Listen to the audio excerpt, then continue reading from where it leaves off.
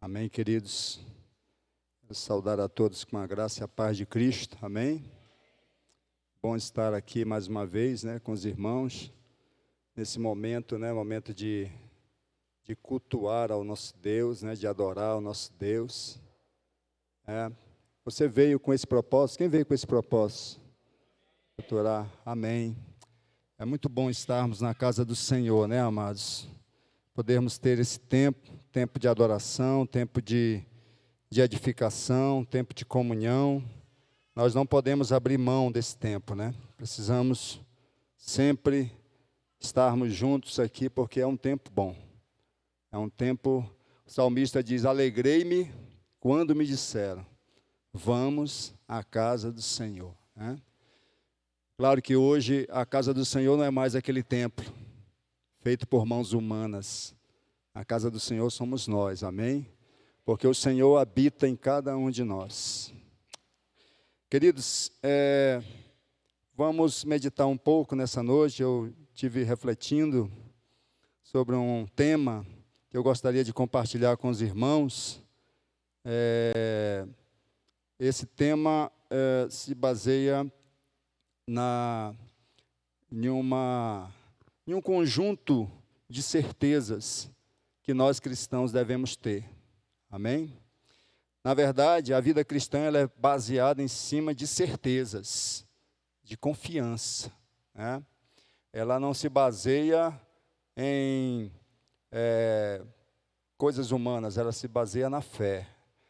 E a vida cristã ela é uma jornada, ela se inicia no momento em que você abre seu coração para Cristo, e você o recebe como seu Salvador. Ali começa uma jornada. A minha jornada, ela começou ainda na adolescência. Comecei bem cedo, eu aceitei a Cristo e comecei minha caminhada com Deus. E confesso aos irmãos que essa caminhada, ela tem sido uma caminhada cheia de experiências, cheia de momentos de aprendizado, momentos também de luta, momentos em que a gente também, como aquela história do peregrino, que vai pelo caminho, que tem hora que ele parece que ele vai sair da rota, sair do caminho, E eu passei por tudo isso, momentos de às vezes de incertezas, momentos em que às vezes a gente pensa que Deus está longe, que Deus está distante, que Deus está quieto, que Deus não está, de repente, olhando para nós. Então, foram grandes momentos, alguns deles foram muito duros na minha vida, porque em alguns momentos eu deixei de obedecer. Você sabe, quando a gente não obedece, a Bíblia diz que Deus, Ele é um Pai, e assim como o Pai que ama os seus filhos, Ele também corrige seus filhos. E teve umas correções, irmãos, que foram duras, foram muito duras. Mas graças a Deus que a gente aprende também com as correções do Senhor, amém? Então eu quero falar nessa noite sobre 7 certezas do cristão. Claro que o cristão não tem só 7 certezas, ele tem inúmeras certezas. Mas eu escolhi 7 certezas para a gente relembrar. Isso que eu vou falar, amados, vocês já sabem, essas 7 certezas, vocês já conhecem essas 7 certezas. Mas eu resolvi trazer novamente aqui para a gente poder relembrar, porque às vezes parece que a gente esquece de algumas dessas certezas. E nós não podemos esquecer de certas coisas, principalmente aquelas que nos fazem nos conectar com Deus. Nós não podemos esquecer. Temos que ter elas sempre na nossa mente e também, principalmente, no nosso coração. Amém? Então, eu gostaria que você abrisse sua Bíblia, primeiramente no Evangelho de João, capítulo 15, versículo 1. João, capítulo 15, versículo 1. Eu quero falar da primeira verdade, ou da primeira certeza, que a gente não pode esquecer. Tá? A primeira grande certeza que deve estar em nosso coração. João capítulo 15, versículo 1 diz assim: vocês não me escolheram, mas eu os escolhi para irem e darem fruto, fruto que permaneça, a fim de que o Pai lhes conceda o que pedirem em meu nome.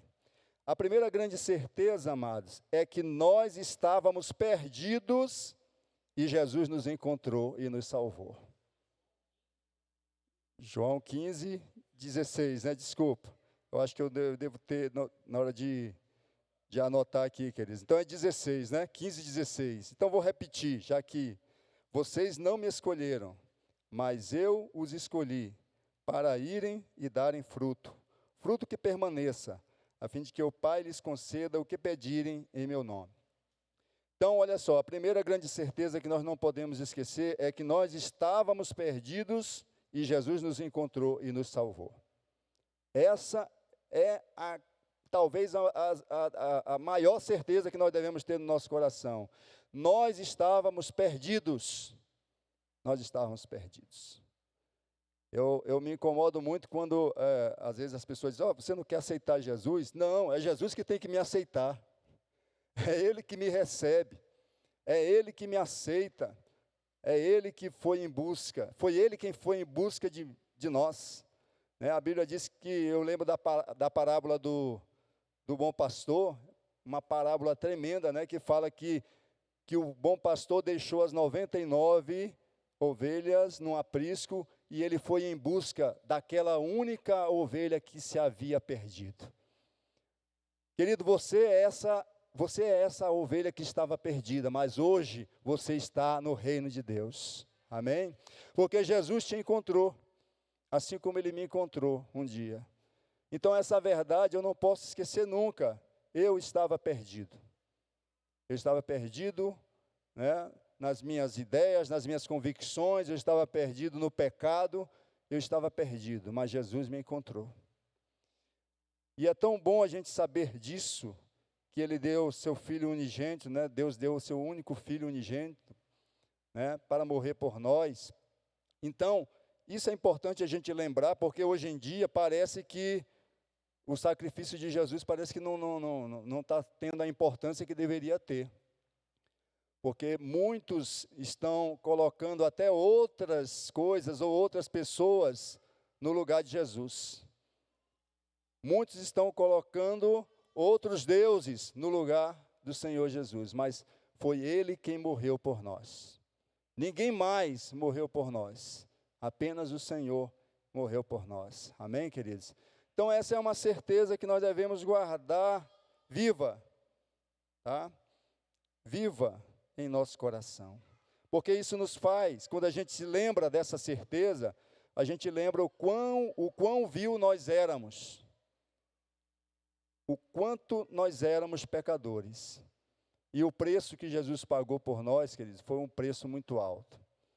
Foi o preço da sua própria vida que Ele entregou por nós. Amém? Então, quando Ele faz isso, Ele deixa claro que o amor dEle é incondicional.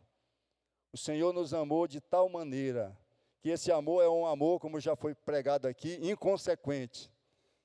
Esse amor é um amor que ninguém consegue entender, porque é um amor que perdoa o pecador e que recebe o pecador.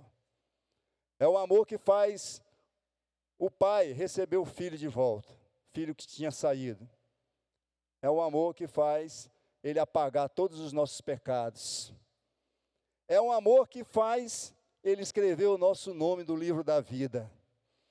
E o teu nome está lá escrito no livro da vida, por causa desse amor. Então nós não podemos esquecer, porque hoje em dia muitos cristos estão sendo pregados aí. Muitos deuses estão sendo anunciados. Muitas doutrinas estão sendo ensinadas, mas apenas essa é a grande verdade, essa é a grande certeza. Nós estávamos perdidos e Jesus nos encontrou. Essa é a grande certeza que nós temos que guardar viva em nosso coração. Amém? Para que a gente valorize o que Deus fez por nós. Para que a gente dê valor. Amém?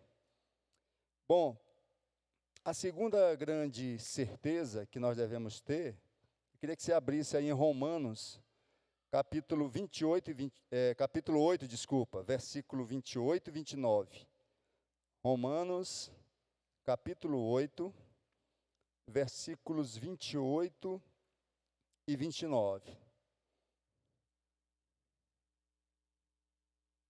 Sabemos que Deus age em todas as coisas para o bem daqueles que o amam, dos que foram chamados de acordo com o seu propósito. Pois aqueles de antemão conheceu, também os predestinou para serem conformes à imagem de seu Filho, a fim de que ele seja o primogênito entre muitos irmãos. A segunda grande certeza que o cristão deve ter é que o propósito eterno de Cristo não é só nos salvar, mas nos transformar. Queridos, Deus, Ele sempre faz muito mais além daquilo que nós pensamos. Quando Ele pensou em nós, Ele não pensou apenas em apagar a nossa culpa e nos salvar. Ele pensou em nos restaurar. Ele pensou em restaurar você. Ele pensou em transformar você, conforme a imagem de Cristo. Essa é uma grande certeza que nós devemos ter. Por quê?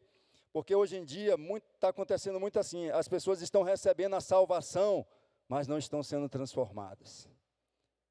E Deus quer nos transformar. Ele não apenas nos salva.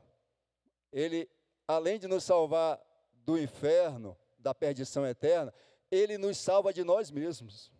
Porque a transformação que Ele produz em nós é como se Ele estivesse nos livrando de nós mesmos. Daquele caráter deformado, Ele vai transformando, né? Eu gosto muito daquele versículo que fala, né, do oleiro, né, que pega o vaso, né? Às vezes é preciso quebrar e refazer. E muitas vezes Deus faz assim conosco. Muitas vezes eu fui quebrado, irmãos. Fui quebrado. E doeu. Muitas vezes doeu. Certas, sabe? Deus às vezes nos conduz. Eu contei, talvez para alguns irmãos aqui, que uma vez eu e a Luz, nós estávamos recém-casados, estávamos morando num bairro lá de São Luís, e Deus tinha nos colocados lá nesse bairro, para a gente juntos caminharmos juntos com alguns irmãos que estavam ali começando uma obra, e nós estávamos lá junto com eles, estávamos caminhando juntos, anunciando o Evangelho, né? Fazendo a obra do Senhor. O Senhor estava movendo naquele lugar, naquele bairro, o bairro estava sendo alcançado para o Senhor, um mover tremendo de Deus naquele lugar, Deus usando aquele grupo que eu fazia parte. De repente, me deu na doida de sair dali, daquele contexto. Por uma questão de, a gente achava que a casa não estava muito boa, o lugar não estava muito bom, a gente queria morar num lugar melhor, e aí a gente nessa coisa, coloquei no meu coração que eu queria sair dali, daquele lugar. Só que o propósito de Deus não era que eu saísse dali, era que eu permanecesse ali. Mas eu fiquei obstinado. Você sabe quando é que a gente está obstinado? É quando a gente só tem a nossa razão, só tem os nossos, as nossas certezas, e a gente não ouve a voz do Senhor. E Deus começou a usar várias pessoas e dizendo, olha, não vai, não sai e tal, e eu, não, mas eu tenho que ir. E eu me lembro que uma vez eu estava em casa, e uma irmã chegou em casa, uma irmã que pertencia a esse grupo nosso lá, e ela não disse nada, ela só disse assim para mim,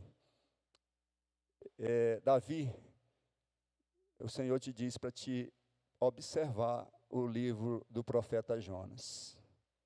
Só isso. E eu me lembro que eu pensei na história do profeta Jonas e logo tremi, né? Porque o profeta Jonas, todo mundo sabe o que aconteceu com ele, né? Deus mandou ele para um lugar e ele foi para o outro. E o que aconteceu com ele, foi que ele passou maus bocados. Pois eu fiz exatamente como ele fez. Eu não dei ouvidos a isso. E aí eu fui para outro lugar. E, irmãos, foi difícil. Acho que foi pior do que passar dentro de uma barriga de um peixe, viu? Foi muito difícil. Porque quando a gente sai do propósito de Deus, a gente sofre muito. Quero dizer para você, não saia do lugar que Deus te chamou e te colocou. Amém? Porque é neste lugar, ainda que tenham as dificuldades que você está enfrentando agora, mas é nesse lugar que Deus vai abençoar a sua vida. Amém? Eu aprendi com isso depois. Aí agora eu não fico mais, né? Onde ele chega, ele diz, é aí, eu fico quieto logo, né? Para não sofrer mais. Mas é assim. E Deus foi transformando a minha vida, tá? Muitas coisas, né? Agora eu faço que nem o apóstolo Paulo, muitas coisas ainda precisam ser transformadas. Não que eu tenha alcançado, mas uma coisa faço, esquecendo-me das coisas que para trás ficam, prossigo para o alvo. Amém? Mesma coisa nós devemos fazer, todos devem fazer. Amém? Esquecer as coisas que para trás ficam e seguir em obediência ao Senhor, porque Ele quer nos transformar. Essa certeza é uma certeza que vai acompanhar a gente enquanto a gente viver. Deus quer nos transformar. Interessante que, com mais de 30 anos já de conversão que eu tenho, acho que só o Alberto ganha de mim, não sei se Gilvan tem mais de 30, ganha? Pois é, tem hora que eu fico assim pensando comigo mesmo, meu Deus, isso aqui já era para me ter, o Senhor já me ensinou isso há não sei quanto tempo, por que agora eu estou querendo voltar, né, atrás? Não podemos voltar atrás. Aquilo que você já aprendeu tem que ser para você prosseguir, para você colocar em prática, amém? Porque Deus, Ele tem esse propósito de nos transformar, de nos restaurar, amém? Deus começa a fazer isso bem cedo, Deus começou a fazer isso bem cedo na minha vida, amados. E graças a Deus que muita coisa eu aprendi, né? Mas volto a dizer para os irmãos, tem hora que parece que eu não sei nada. Confesso aos irmãos, que tem hora que parece que a gente não sabe ainda nada. Mas é bom que seja assim, né? Para que a gente não se ensoberbeça e a gente não caia naquela ideia de pensar que já somos tudo, quando na verdade ainda não somos nada. Amém? O propósito de Deus não é só nos salvar, eu já falei isso. Muitas vezes, querido, o que Deus quer, como diz lá em Mateus 16, 25, Jesus diz assim, quem quiser preservar a sua vida, perdê-la-á. Mas quem perder a sua vida por amor a mim, achá-la-á. Sabe o que é que eu entendo aqui? Que há uma vida em Cristo que precisamos encontrar. Há uma vida em Cristo. A vida em Cristo é outra vida. E qual é a vida que eu tenho que perder? Aquela minha mesma, aquela que eu queria viver do meu modo. É essa que eu preciso perder para que eu possa encontrar a vida em Cristo. Amém? Então precisamos refletir sobre isso. Há uma vida em nós que precisamos perder. Há uma vida inquieta, uma vida às vezes até insuportável, que ela precisa ser esquecida. Na verdade, ela precisa ser perdida, para que a gente possa encontrar a verdadeira vida em Cristo. Amém? Então, reflita sobre isso. Amém? Vamos em frente. Antes de eu falar da próxima certeza, né, que seria a terceira grande certeza, eu queria falar para os irmãos de uma ilustração aqui que retrata bem o que é que significa essa nova vida em Cristo. Diz que um certo funcionário de uma empresa, cristão, ele trabalhava lá nessa empresa há um bom tempo, e ele sempre foi uma pessoa muito cuidadosa com tudo que ele fazia, e ele sempre procurava fazer tudo da melhor forma possível. Mas um certo dia, os donos daquela empresa chamaram ele para uma reunião. E quando chegou ali na reunião, eles disseram assim para ele, olha, João, nós temos observado seu comportamento, você é uma pessoa muito aplicada e tal, e nós precisamos de uma pessoa num cargo aqui, que é um cargo importantíssimo. E aí ele ficou assim, né, com aquela expectativa, né?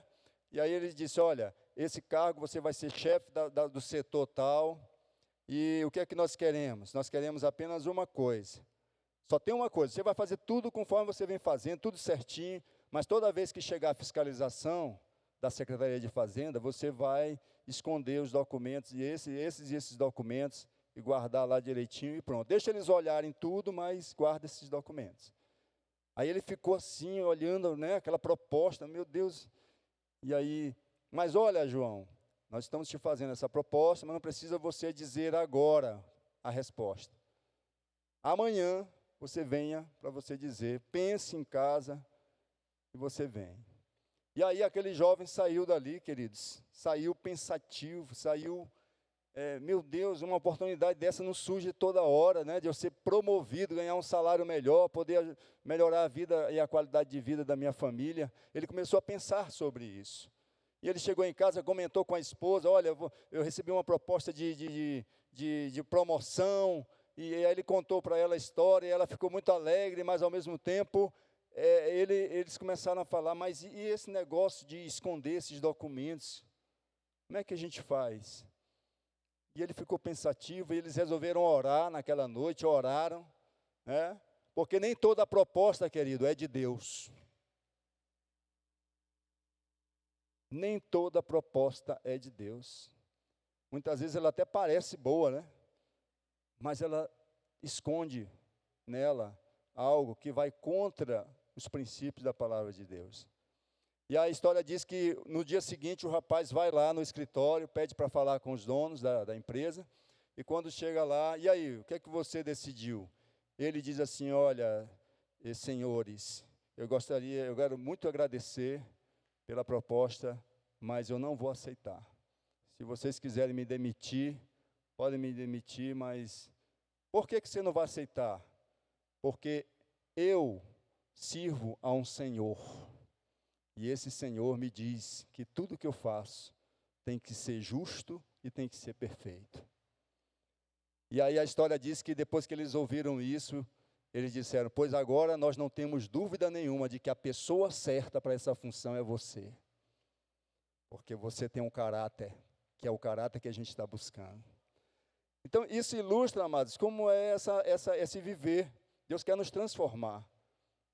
Esse rapaz, ele experimentou já uma transformação na vida dele, que ele estava pronto para enfrentar certas coisas e saber ter uma postura conforme Deus queria que ele tivesse. Amém? Então, precisamos refletir sobre isso. A terceira e grande certeza, vamos abrir em Romanos 8, 35. Romanos 8, 35. Aliás, primeiramente, vamos ler Romanos 8, 18. E depois Romanos 8, 35. Romanos 8, 18 diz o seguinte: considero que os nossos sofrimentos atuais não podem ser comparados com a glória que em nós será revelada. E Romanos 8, 35 diz: quem nos separará do amor de Cristo? Será tribulação, ou angústia, ou perseguição, ou fome, ou nudez, ou perigo, ou espada? A terceira grande verdade, amados, é que nada pode nos separar do amor de Deus. Essa é a terceira grande verdade. Nada pode nos separar do amor de Deus. É importante nós entendermos isso, por quê? Porque as angústias da vida, elas surgem, elas estão aí. Os problemas, as adversidades, né? E você se vê muitas vezes passando por situações, queridos, que são situações difíceis. Se eu perguntar aqui para os irmãos se alguém aqui não está passando ou já passou recentemente uma situação difícil, eu acho que pouca gente deixaria de levantar as mãos, porque eu sei que nós passamos. E é interessante que a gente passa por uma, a gente vence essa e vem outra. Não é verdade? A gente vence uma e vem outra logo em seguida. E a gente fica, meu Deus, o que está acontecendo? Mal eu consegui sair dessa luta, já chega outra. E é assim mesmo, a caminhada da gente é assim. Porque Deus vai nos aperfeiçoando nas lutas, Deus vai nos fazendo crescer, amém? Mas eu quero te dizer que nada vai te separar do amor de Cristo. Não importa a luta que você está passando, Não importa qual seja a aflição que a tua alma está passando, nada vai te separar do amor dele. Ele te ama incondicionalmente. Então, essa verdade, ela tem que estar viva em nosso coração. Porque senão, a gente, diante da primeira adversidade, a gente vai querer duvidar do amor de Deus. Por que muitas vezes parece que ele está tão distante? Por que muitas vezes parece que ele está calado, né? Quantos já fizeram essa pergunta para o Senhor aqui? Senhor, por que o Senhor está tão distante, calado? A gente faz essa pergunta, mas ele não está. Deus, ele nunca está calado, ele nunca está distante. Na verdade, o Senhor nunca deixa de agir. O Senhor sempre está agindo. Agora mesmo você está sentado aí, Deus está agindo na tua vida. Porque ele trouxe você aqui.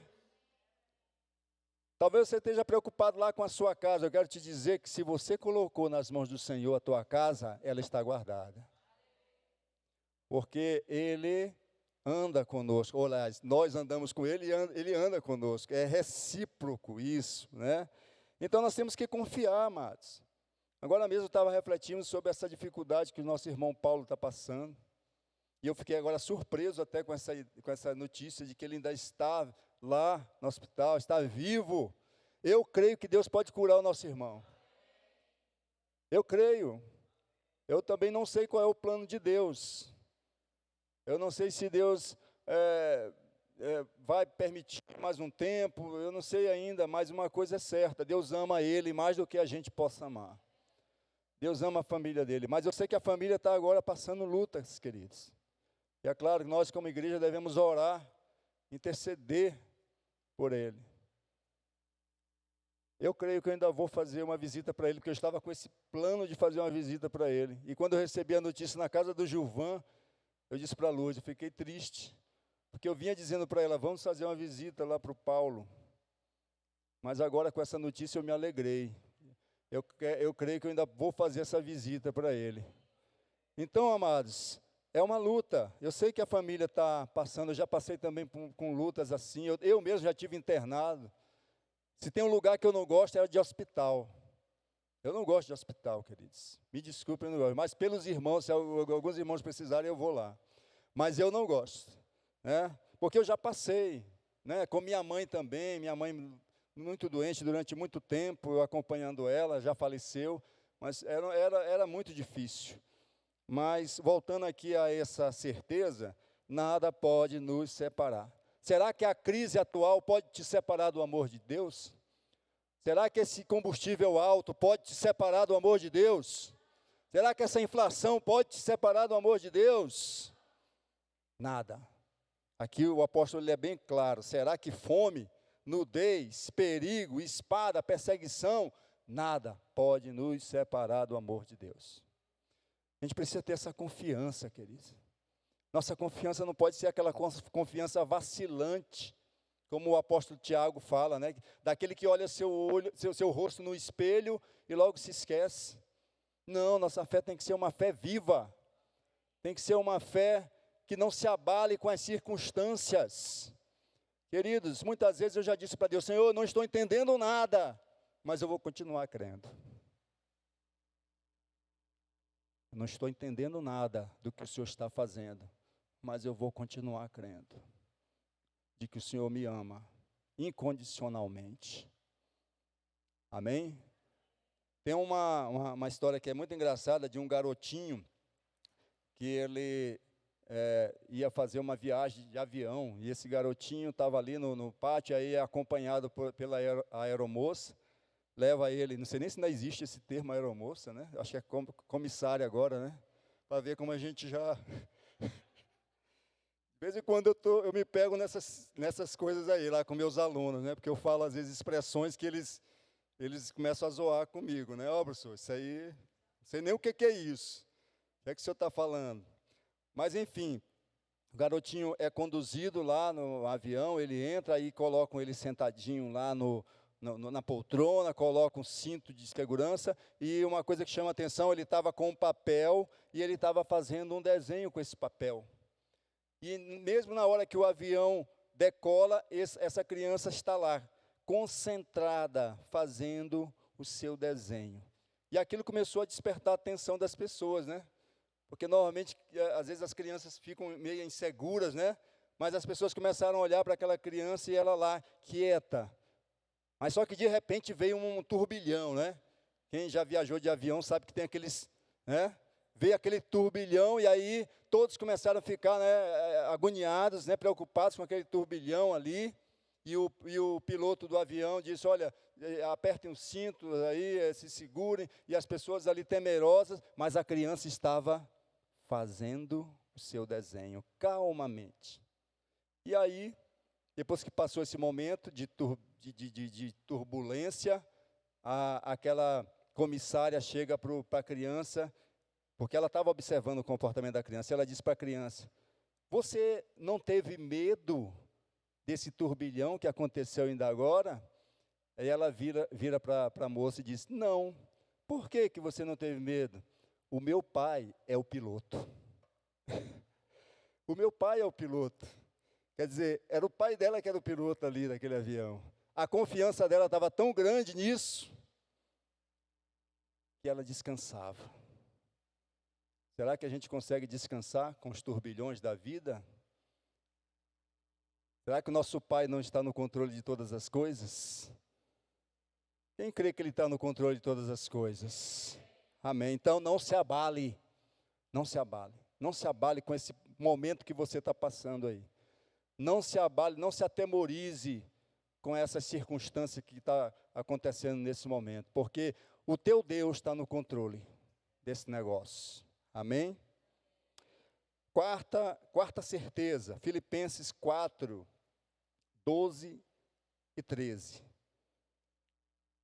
Filipenses 4, versículos 12 e 13. Diz o seguinte, sei o que é passar necessidade, e sei o que é ter fartura. Aprendi o segredo de viver contente em toda e qualquer situação. Seja bem alimentado, seja com fome, tendo muito ou passando necessidade. Tudo posso naquele que me fortalece. Sabe qual é a quarta grande certeza que nós temos que ter? É que tudo podemos naquele que nos fortalece. Tudo podemos. Interessante que quando a primeira vez eu vi esse versículo, foi uma plaquinha que minha avó ganhou, né? Que tinha só Filipenses 4,13. E aí ela botou essa plaquinha lá na estante dela, e toda vez que a gente passava, a gente olhava, tudo posso naquele que me fortalece. E quando eu li isso aí, eu ficava, poxa, então a gente pode mesmo, né? A gente pode, né? Eu posso tudo, eu posso, né? Só que depois foi que eu fui ler o contexto. É que esse poder tudo, é poder inclusive passar necessidade. É poder inclusive passar qualquer situação adversa. É poder passar pelos momentos bons, de fartura, de alegria, de tudo, mas também é poder passar nos momentos difíceis. Tudo posso naquele que me fortalece. Será que nós podemos passar por momentos difíceis? Com Deus nós podemos, amados. Com Deus nós podemos passar. Só que muitas vezes a gente se esquece. Nós podemos passar por qualquer circunstância se estivermos firmados em Cristo. Aí nós podemos. Então não estranhe aqueles momentos de dificuldade, né? Aqueles momentos às vezes de escassez, aqueles momentos assim que parece que secou tudo. Não estranhe esses momentos, porque esses momentos são momentos que a gente também vai passar. Só que com Deus a gente passa. A gente passa. O apóstolo Paulo, ele entendeu, amados, que esse passar, essa coisa de tudo posso naquele que me fortalece, ela está preparado para tudo. Ela está preparado para tudo. Muitas vezes também nós precisamos entender o outro lado. Dele vem nossa força, poder para vencer as adversidades. Precisamos também aprender a aproveitar o tempo favorável. Porque muitas vezes Deus está nos dando um tempo favorável, mas sabe, tem aquelas pessoas que não entendem que Deus está dando um tempo favorável. E você também tem que aprender a viver bem o momento favorável. Se o momento está favorável, aproveite o momento favorável. Desfrute do momento favorável. Né? Aproveite o momento favorável. Porque pode ser que venha um momento não tão favorável. E às vezes a gente está, de tanto passar dificuldades, até quando chega um momento favorável, parece que a gente não entende que o momento agora é favorável. Que o momento agora é de aproveitar. Que o momento agora é de desfrutar. Que o momento agora é de compartilhar. Então nós precisamos também entender isso. Às vezes é tempo de fartura para aproveitarmos e semearmos. Não esconder a semente. Nós podemos servir ao Senhor mesmo que pareça que os resultados não são visíveis. Amém? Muitas vezes, querido, nós vamos semear na vida de muita gente e parece que o resultado não é visível logo, né? É verdade. Muitas vezes o resultado não está ali. A gente semeia. Eu acho que isso é uma das coisas que mais inquieta aqueles que conduzem, né? Aqueles que lideram. É que parece que você está trabalhando e você não vê o resultado. Não é verdade? E aí eu me lembro do bambu chinês. Você já ouviu falar do bambu chinês? O bambu chinês é uma planta que ele, no momento que ele brota ali no solo, você só vê um brotinho dele ali. Ele, na verdade, fica cerca de 4 anos só ali, aquele brotinho ali no chão. 4 anos, mas durante esses 4 anos, as raízes estão crescendo para baixo.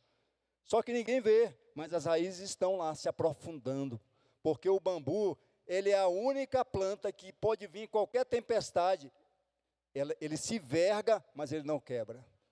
E sabe qual é a razão que ele não quebra? Por causa das raízes, que estão profundas, que estão seguras.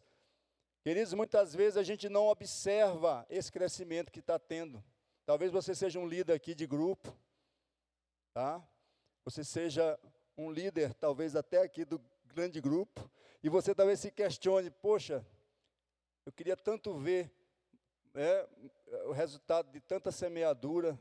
Muitas vezes a gente não está vendo o que está acontecendo, mas as raízes estão sendo fincadas. Porque você está semeando. Você está semeando e as raízes, elas estão crescendo. E um dia, você vai ver o resultado do teu trabalho, querido. Amém? Então, não desanime. Não desanime. Eu nunca me esqueci de uma vez, amados, que eu semeei na vida de um jovem, que ele estava desviado.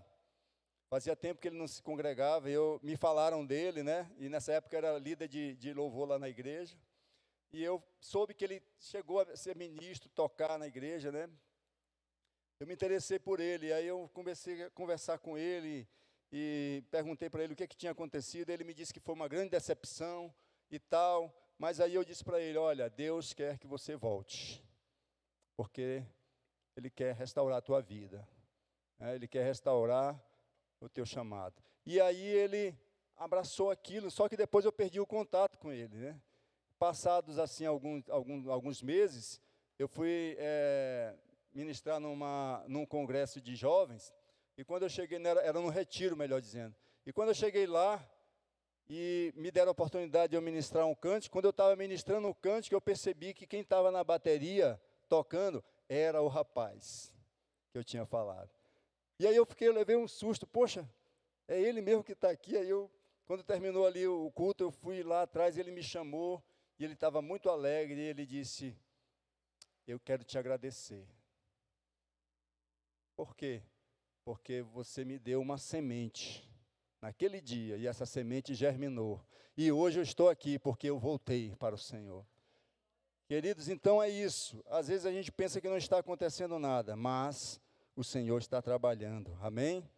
Então semeie na vida daqueles que Deus colocou sobre os seus cuidados. Amém? Quinta verdade, João capítulo 11, versículo 25 e 26.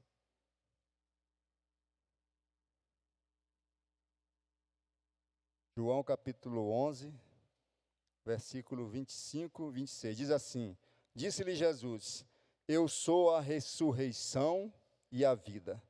Aquele que crê em mim, ainda que morra, viverá. E quem vive e crê em mim, não morrerá eternamente. Você crê nisso? Querido, essa passagem aqui é uma passagem que para mim ela é emblemática. Jesus falou essa frase aqui, essas palavras, no momento que ele foi chamado para ressuscitar, não, para ir ao socorro de Lázaro, que estava muito doente.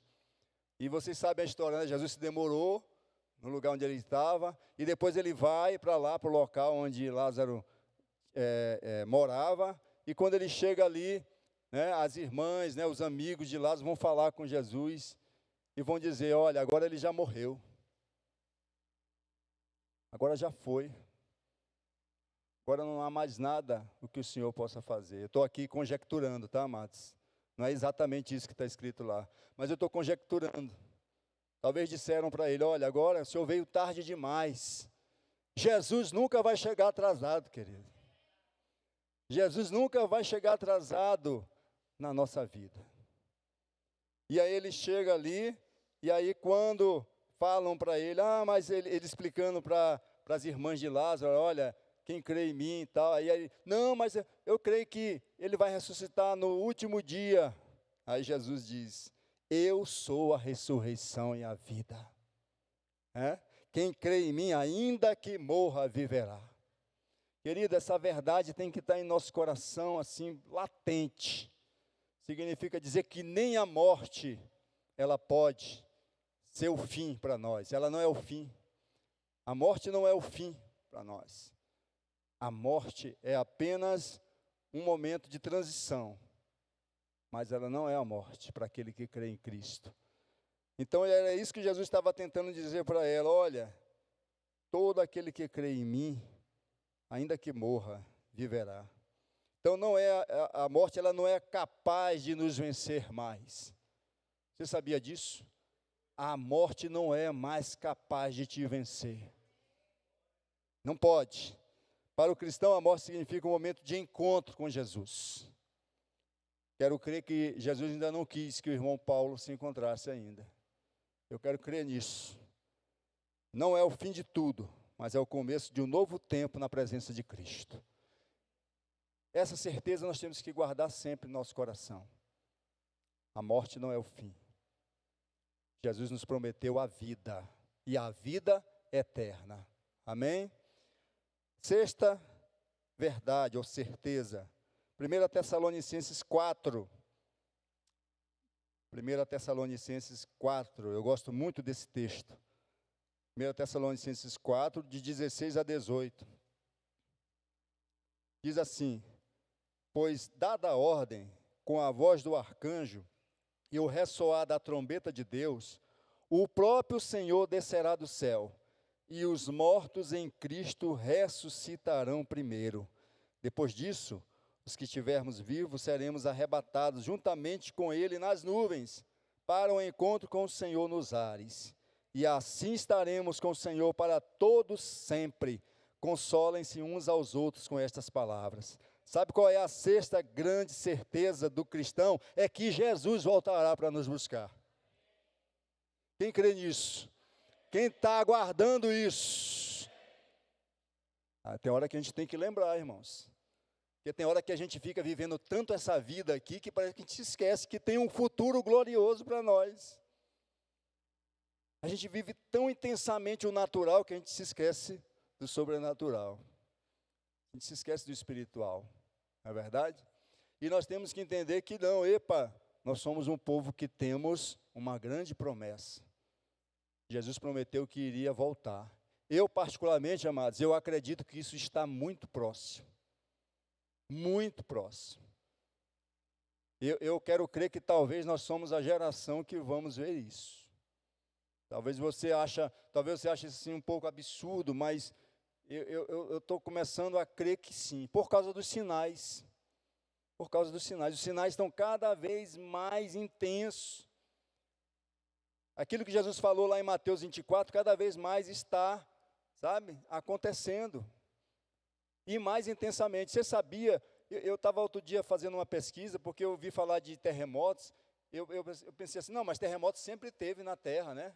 Ó, terremoto sempre teve. Aí eu fiquei com aquela curiosidade, mas eu vou fazer uma pesquisa para me saber como é que está essa frequência de terremotos. Queridos, eu fiquei pasmo, desculpa, com a quantidade de terremotos que vem acontecendo só no último século. Do último século para cá, do século XX para cá. A quantidade, a frequência aumentou grandiosamente. E eu fiquei assim, surpreso, porque você vai ver os séculos mais para trás, você vê que tem terremotos, mas nada se compara à frequência que tem acontecido. E se eu fosse falar aqui de tantos outros acontecimentos, guerras, rumores de guerra, fome, peste, aí a Covid aí, outras pandemias que a gente até já convive com isso, né? As comunicações, né? Hoje, o saber se multiplicou, como diz lá Daniel. Queridos, todos hoje têm a possibilidade de saber. Todos que têm um celular na mão e têm internet conseguem saber tudo. Eu estou dando aula para os meus alunos aqui, quando eu falo de um tema, eles já consultaram rapidamente ali, eles já sabem me dizer. Eles sabem. O saber se multiplicou. Então a gente tem observado isso, que cada vez mais as profecias, né, tudo vem acontecendo. E que nós, como igreja, o que é que temos que viver nessa época?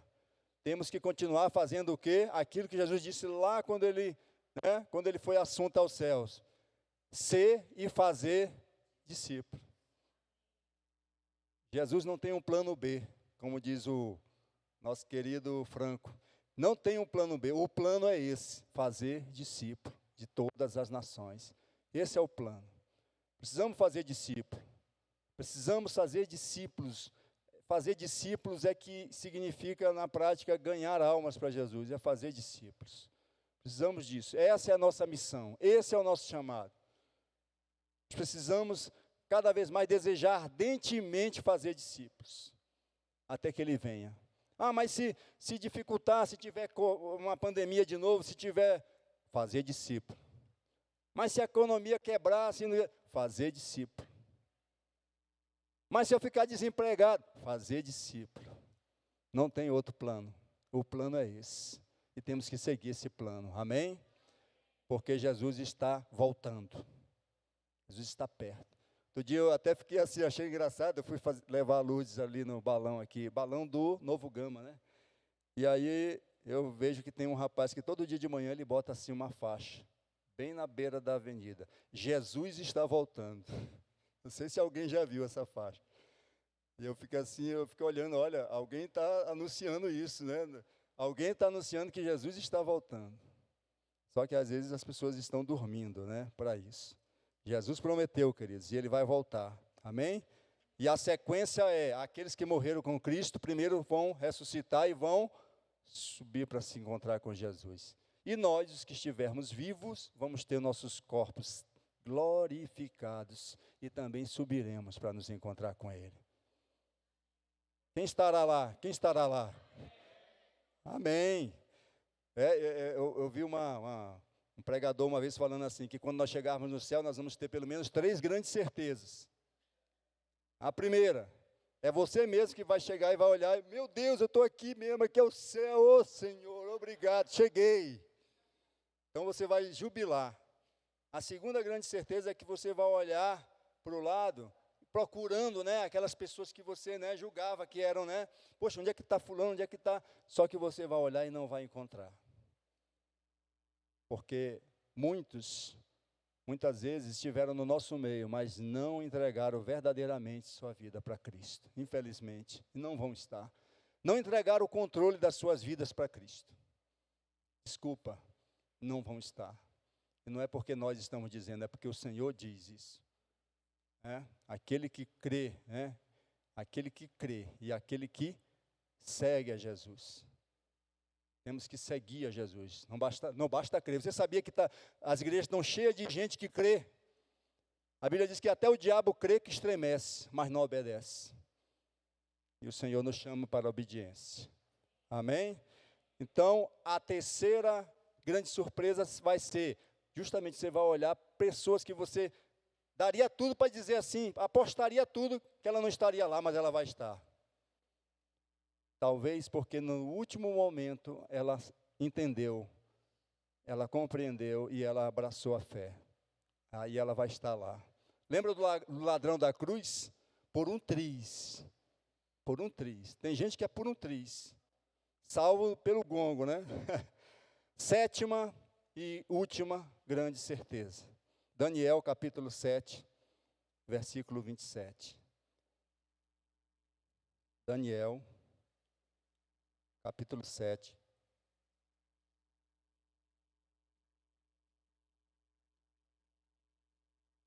Versículo 27. Diz assim: então, a soberania, o poder e a grandeza dos reinos debaixo de todo o céu serão entregues nas mãos dos santos, o povo do Altíssimo. O reino dele será um reino eterno, e todos os governantes o adorarão e lhe obedecerão. Sabe qual é a sétima grande certeza do cristão? É que o Senhor reinará sobre a terra. Você sabia disso, que o Senhor reinará sobre a terra? Ele reinará sobre a terra. Quando ele voltar, ele vai estabelecer o reino milenar dele, né? Chamado Daniel capítulo 7, versículo 27. 27, amém? O reino, aqui fala de um reino, Daniel está falando do reino, o reino de quem? O reino do Senhor Jesus, que será eterno, que será estabelecido nessa terra, e todos o adorarão e lhe obedecerão. Porque no reinado de Cristo, as coisas vão ser diferentes. Se hoje você vê tanta injustiça nesse mundo, no reinado de Cristo haverá justiça. Será um reinado de paz e de justiça. Se hoje você vê tantas guerras, no reinado de Cristo haverá paz. Se hoje você vê tanta doença, no reinado de Cristo não haverá isso. Sabe por quê? Porque Ele reina e governa. E nós temos que ter essa expectativa desse reinado, que venha do teu reino, né? Jesus, quando faz aquela oração, ele estava justamente dizendo isso, né? Que venha o teu reino e seja feita a tua vontade, aqui na terra, como ela é feita no céu. A vontade do Senhor vai ser feita nessa terra, querido. Ela, na verdade, ela já está sendo feita através daqueles que ouvem a sua voz e que lhe obedecem. O reino do Senhor, ele já está estabelecido aqui na terra, na verdade, através de nós. Mas vai haver o reino físico, quando ele voltar. A Bíblia diz que ele vai reinar lá em Sião, Jerusalém. E todas as nações, todos os governantes obedecerão. Ele reinará. Você vai estar lá, né? Você vai estar lá. Nós vamos estar lá, né? Nós vamos estar lá porque nós vamos ser sacerdotes do Senhor. Nós vamos ser, sabe, nós vamos estar ali auxiliando o Senhor nesse governo que Ele vai estabelecer sobre a terra. Amém? Então, queridos, lembre-se dessas 7 verdades. Não esqueça que nós estávamos perdidos e foi Jesus quem nos encontrou. Foi Ele que nos encontrou e nos salvou. Não se esqueça também que Ele quer não só nos salvar, Ele quer nos transformar. Amém?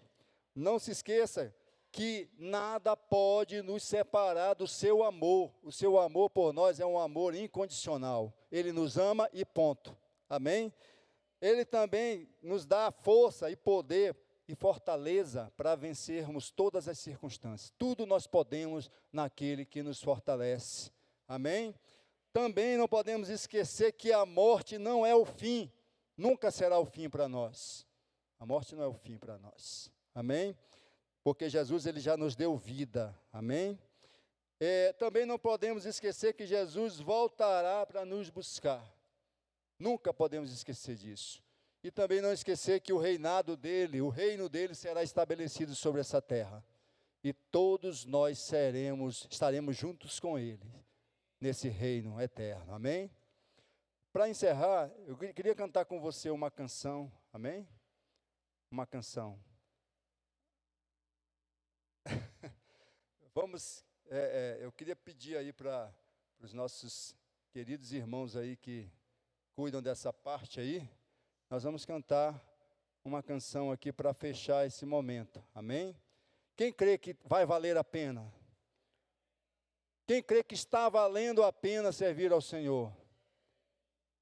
Se você crê, eu quero te dizer, você é bem-aventurado, bem-aventurada, porque você está confiando nas promessas do Senhor. Então não esqueça que vai valer a pena. Amém?